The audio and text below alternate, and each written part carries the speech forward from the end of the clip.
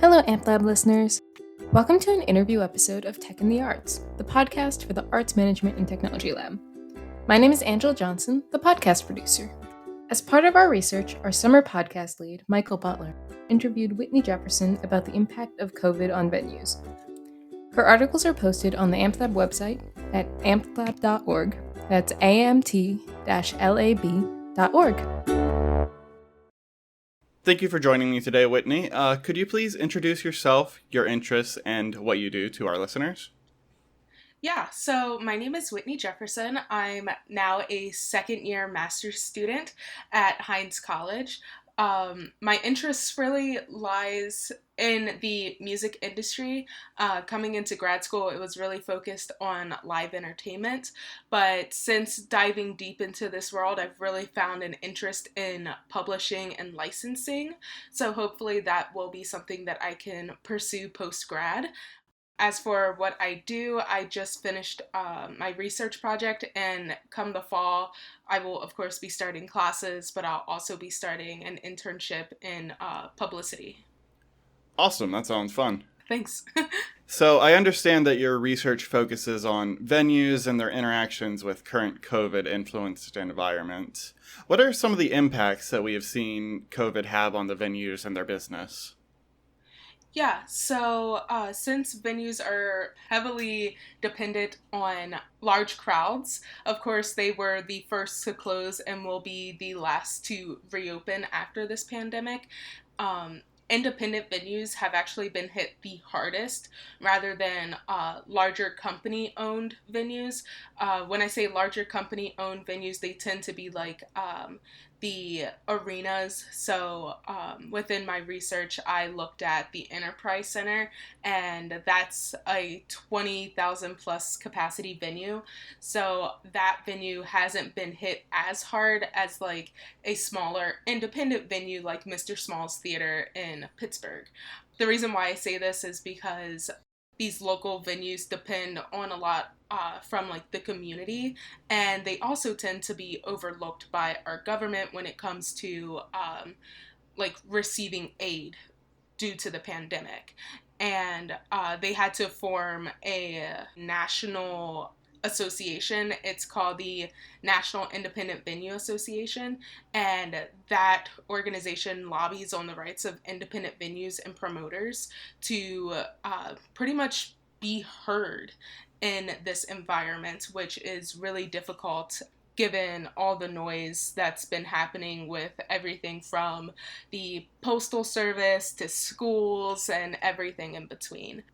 But to kind of just like hit on like specific things that are happening at venues, yeah, that's kind of what you've been seeing. Like really not many venues have been opening up as of late. Some do have optimistic plans to reopen by the end of 2020, but it really depends on where that venue is located in the US and what the virus, kind of like that impact that the virus has had on that community, and whether or not they would be able to bounce back to what would be a new normal sooner rather than, let's say, a venue that's in Los Angeles. Los Angeles County is one of the counties in the US that have been hit the hardest by the virus.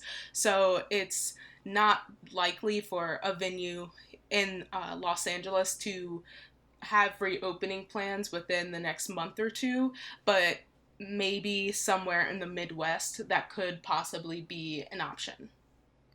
Yeah, and we have a little bit of unfortunate firsthand experience with the LA County hotspot issues. Yes, we do, unfortunately. Now that we have heard about how the venues have been affected, what issues have we been seeing with the ones that have been trying to reopen, and how are they trying to resolve them? Yeah, so kind of like I said, not many venues have been able to reopen, or at least attempt to reopen, but we have seen some like outdoor concerts happening with varying degrees of social distancing put in place. For example, there was kind of like an EDM group. They had a concert in the Hamptons, and it was a very, very large crowd, and a lot of people were upset by the amount of people that were in attendance because it didn't make sense. Like, oh, well, there's this barricade here that's supposed to block off like people from the pit and people who are not in the pit, but even just amongst everyone involved, you could see that social distancing wasn't really a top priority. And then government officials got upset about it. And so it was a whole mess. Like, there are even other events that are happening, like drive-in concerts, and those are they have varying degrees of success. It mainly depends on the amount of backlash that they receive based on kind of like what you can see in the pictures that come from those events. But it's really hard to host events right now because it's not just, okay, once you're in there, what does the atmosphere look like? It's also the process of getting in and getting out, and the facilities that are available to people while they are watching these shows. So, like restrooms or concessions and all of that. And then overall, just like what's the sanitation like that's happening on site. So there's a lot of variables at play, and not many venues are willing to take that next step into bringing people back and to host events. But an organization that I do know that is planning on having in-person events is Chamber Music Pittsburgh. And the kind of logistics that they're going about with having these shows is starting from the moment that you purchase your ticket. Their system has kind of like an algorithm with it where it blocks off seats around the purchased seats so that it provides like a buffer around those seats so that people can't purchase tickets too close. And their shows happen at the Carnegie Music Hall, and that venue is 2,000 capacity, and they've limited it to, I believe it's 150. So they've already cut down a lot on the capacity of people who can be in person, and they've managed to set up a way for social distancing to just automatically happen from the moment that you purchase your tickets. When I first heard this, I also thought that it wouldn't be that smart of an idea because it costs a lot to rent the space and pay the performers. But aside from being in person, Chamber Music Pittsburgh is also giving people the opportunity to purchase their like a virtual ticket, and they will receive either a DVD copy of that performance, or they will receive a link to the recorded performance. So not like a live stream, but like a fully functioning recorded performance that will either be sent out via DVD or a link. And either the link or the DVD, it still costs the same amount of money as you would pay if you were to go in person.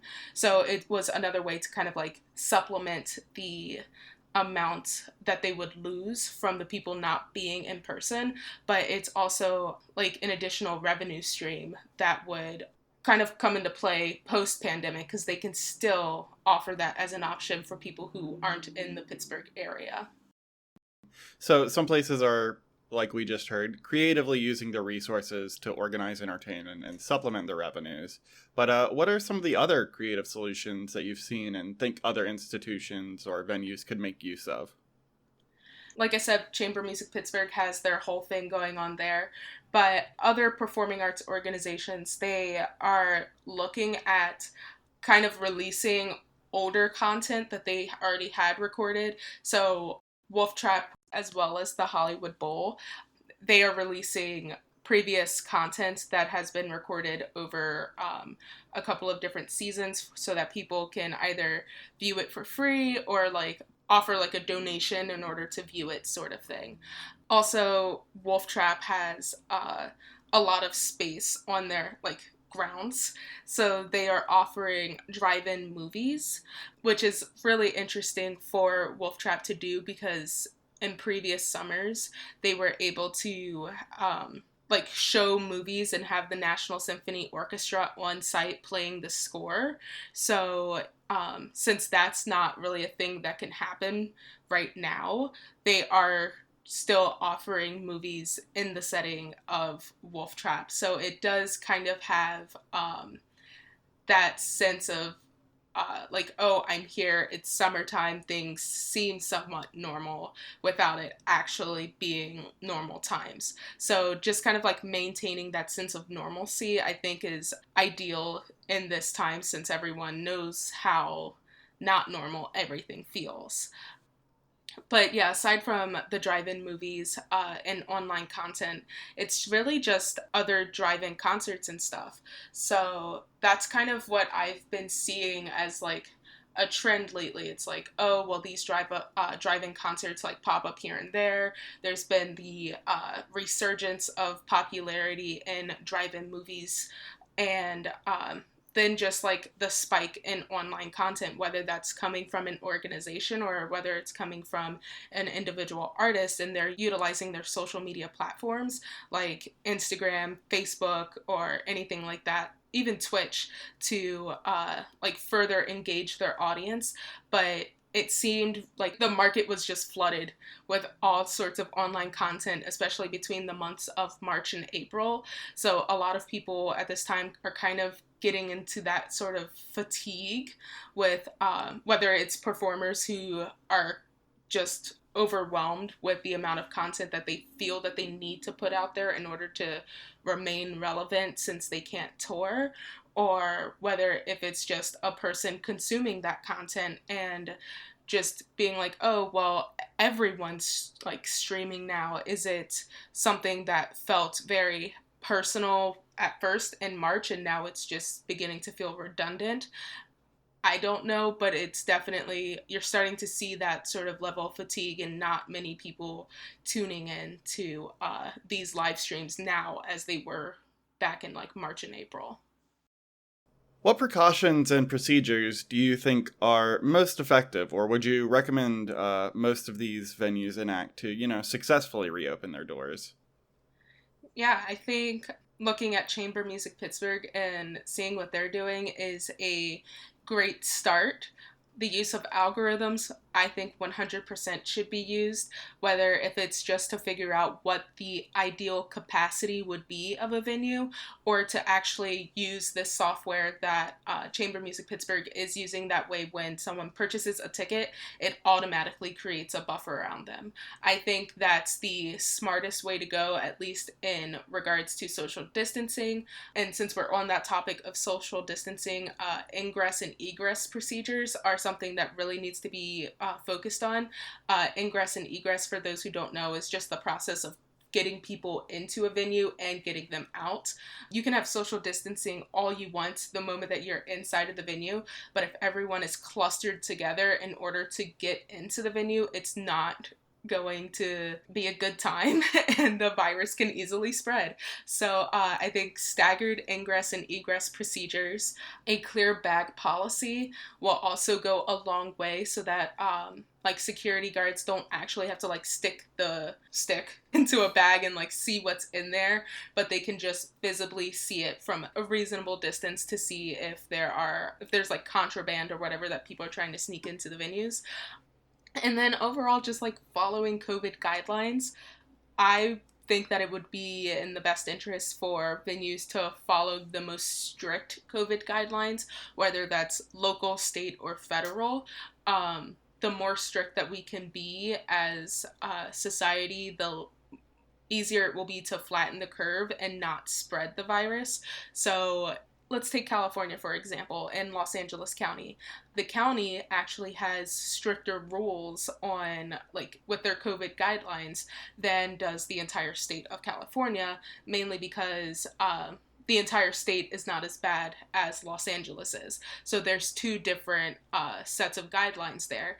And it would be ideal for a venue in Los Angeles to abide by the Los Angeles County guidelines than to abide by California. But let's just say we were in San Francisco. I think San Francisco should also abide by what's happening in Los Angeles than what's happening in California in general, because if something goes wrong by following the more lax rules, then people are going to point out the fact, hey, this is what they're doing in Los Angeles, why didn't you do that? So to just like avoid any complications, to just abide by the most strict version of something that's happening in your region and follow that. Yeah, you had mentioned it would be nice to feel a little bit more normal, but the caveat being as long as that normal is, safe. Exactly. It's like bring us back in a way that creates that sense of normalcy. So with Wolf Trap, you're in your car and you're watching the movie, but at least you're at Wolf Trap watching a movie, and that's where that sense of normalcy comes in. But don't like invite me to a random music venue and then be like, okay, we don't have to wear our masks. Like, no thanks. I'll pass on that. That's when you walk out. Exactly. So, with the new technology being created and the old tech being repurposed, we heard a little bit about that with what you were talking about with like the algorithms and like getting that kind of infrastructure in place to be able to digitally record a performance and then distribute it. Is there anything that we're seeing right now that would really be good to improve on beyond the pandemic? Yeah, I think and I've actually thought this for a while. We need to improve our ticketing. It was great for how it was pre-pandemic, but we need to do better post-pandemic. So most millennials and Gen Zers who go to concerts, they prefer to just go ahead, buy their ticket from Ticketmaster, and have it on their like Apple Wallet and then just scan it into the venue and boom, you're done. You don't have to worry about paper ticketing. But of course, you can't get rid of that for people of the older generations who prefer to print out their tickets and go about the show that way. But we still have this issue with like third party ticketing sites, and we need to do better to reduce the amount of like fake tickets that are out on the market, but we also need to do a better way of like kind of also like blends into ingress, getting people into the venue. If we do really want to cut down on the amount of contact that we have with other people, then we need to make sure that we have automated ticket scanners available. You see them when you go to amusement parks, and you literally just like take your phone or your ticket and you scan it and you go in. So the like ticket taker isn't a necessary role for a lot of venues. When it comes to independent venues, this may not be something that they can like feasibly afford. It really depends on that's the size of that independent venue. But overall, ticketing does need to continue to be a priority when it comes to these live events, and it's something that needs to be kind of better than it is. It's good now. It just needs to be great. All right. Well, it was great hearing what you've been researching over the summer and enlightening myself as well as hopefully the listeners on the situation that's currently going on and how we can hopefully improve on it. So thank you for joining me today, Whitney. Is there anything you would like to make the viewers or listeners aware of as we are wrapping up today? Yeah, I would like to bring to everyone's attention that there are live concerts that are happening right now, but they are happening in the sense of a drive-in. So I would highly recommend going to check them out, but also being aware of the capacity that is being sold for these shows, and also the type of drive-in concert that you're going to see. If it's a kind of like a streamed concert that's just being broadcasted and readily available to a bunch of drive-ins at one time, be aware of that and also be aware of how much money you're spending to attend a show like that. And if it's something that you're not necessarily interested in, don't buy that ticket. Research the shows before you go. That's all I have to say. Great. So keep an eye on the AMT Lab website for her full research, and thank you for listening today. Thank you for having me. Thanks for listening to the AMT Lab podcast. Don't forget to subscribe and to leave a comment. If you would like to learn more, go to amtlab.org. That is amt-lab.org. or you can email us at amplabcmu@gmail.com. You can also follow us on Twitter at Tech in the Arts, or on Instagram, Facebook, or LinkedIn at Arts Management and Technology Lab. Thanks for listening. See you next time.